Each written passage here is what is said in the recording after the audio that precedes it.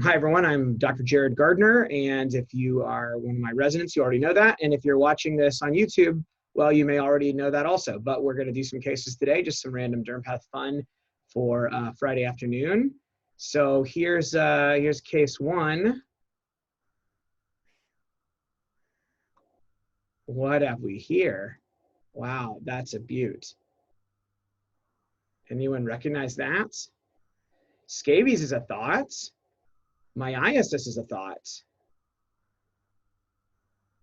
And Tungiasis is a thought. Good. Well, you know, you guys all recognized three arthropod organisms that would potentially live in this part of the skin. Scabies would be in the corneal layer.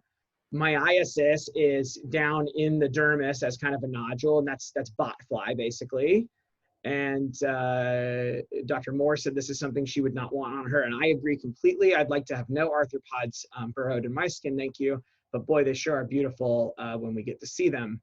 So this is the only case I've ever seen of this, and I'll tell you a story behind it. I was a fellow, and someone put this case in my mailbox, and I to this day do not know who gave it to me. It was an old recut from like decades ago.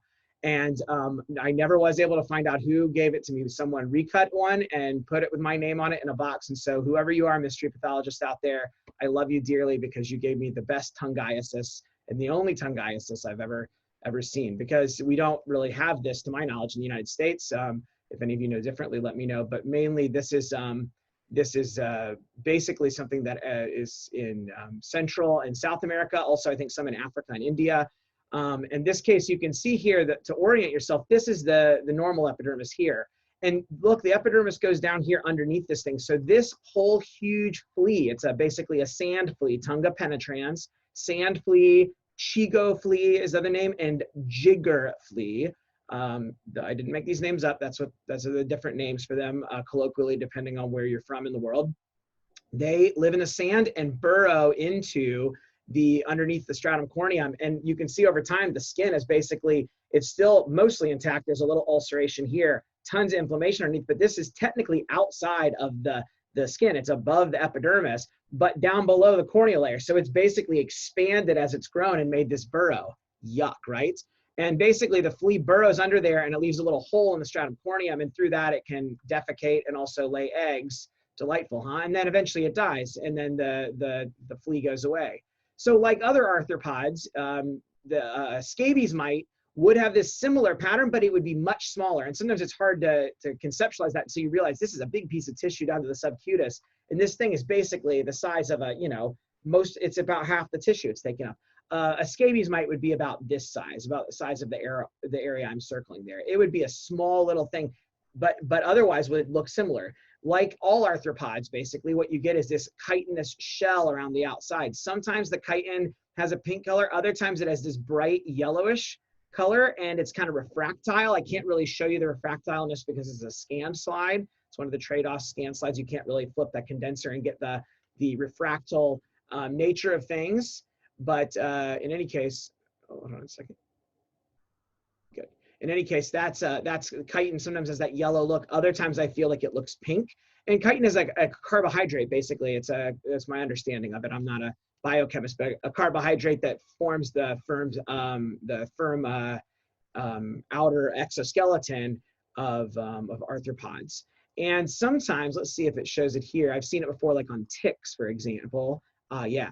If you look close, you can see like these little spiky ridge pattern or kind of grooves. It depends on how it's cut. And then inside, you have some of these are probably internal organs. Some are probably eggs. I really have no idea. I'm not my microscopic anatomy knowledge stops at humans. I've always looked with wonder at all the little parts inside arthropods, but I really don't know what all of them are. So if you're out there and you're an expert on Tunga or arthropod microscopic anatomy and you're watching this on YouTube, I would love to learn. So please teach me what all these little circles and cool things are. But in any case, you need to recognize that this is chitinous exoskeleton material and that you're dealing with arthropod. That's the first step, because that can help you with, like you guys suggested, finding scabies, myiasis, botfly, anytime there's going to be some arthropod organism. And we say arthropod because remember that encompasses insects and also arachnids and other things that might be in the skin. So this is the burrowed Tunga, the mama sand flea here, burrowed in into its home in someone's unfortunate foot.